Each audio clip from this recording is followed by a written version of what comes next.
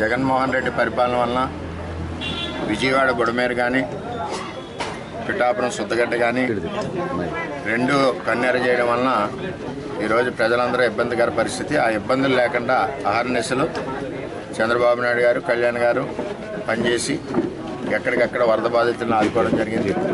అలాగే మన పిఠాపురం వచ్చేసరికి నిధులు వచ్చి శాంక్షన్ అయ్యి పనులు ప్రారంభించిన సుద్దగడ్డని నిర్లక్ష్యంతో చంద్రబాబు ఇచ్చింది మనం ఎందుకు చేయాలన్న ఒక దురుద్దేశంతో వదిలేయడం వల్ల ఈరోజు సుద్దగడ్డ వలన పిఠాపురం మండలం కానీ, కొత్తపల్లి మండలం కానీ, గొల్లప్రోలు మండలం కానీ వరదలు రావడం జరిగింది. దానికి ఎఫెక్టెడ్ పీపుల్ ఎంతైతే ఉన్నారో మరి ఇందులో జేఎస్పీ వారు కానివ్వండి, టీడీపీ వారు కానివ్వండి, బీజేపీ వారు కానివ్వండి, అందరి కార్యకర్తలు కూడా కలిసికట్టుగా ప్రజలకు అండగా ఉన్నారు. జరిగిన నష్టం ఎక్కడైతే ఉందో ఒకవేళ నష్టం గబుకును గుర్తించిపోయిన అధికారుల దృష్టిలో పెట్టడం జరిగింది. మరి బ్రహ్మాండంగా అందరికీ కూడా అన్ని రకాల సదుపాయాలు కూడా ఈ నియోజకవర్గంలో విజయవాడలో ఏ విధంగా చేసామో ఆ విధంగా చేయడం జరిగింది.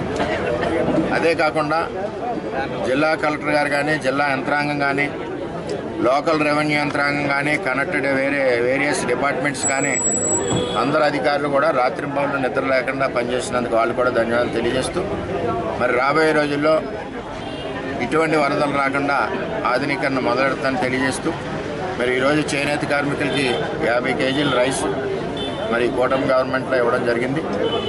ఏదేమైనా రాబోయే రోజుల్లో చేనేత కార్మికుల్ని మరి ఆర్థికంగా నిలబెట్టడానికి ప్రభుత్వం ఆలోచిస్తుందని చెప్పి తెలియజేస్తూ మరి ఇదే కాకుండా మిగిలిన వర్గాలకు కూడా ఎక్కడెక్కడ నష్టం జరిగిందో అందరికీ కూడా ప్రభుత్వం సహాయ సహకారాలు అందించింది.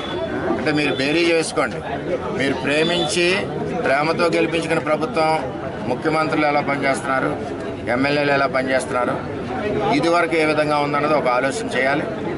ఒక జగనన్న కాలనీలో అవినీతి ఆలోచనతో డబ్బు సంపాదించాలన్న ఆలోచనతో ప్రజల్ని అక్కడ 2000 పట్టాలు ఇచ్చి రోడ్డుని పెట్టడం జరిగింది.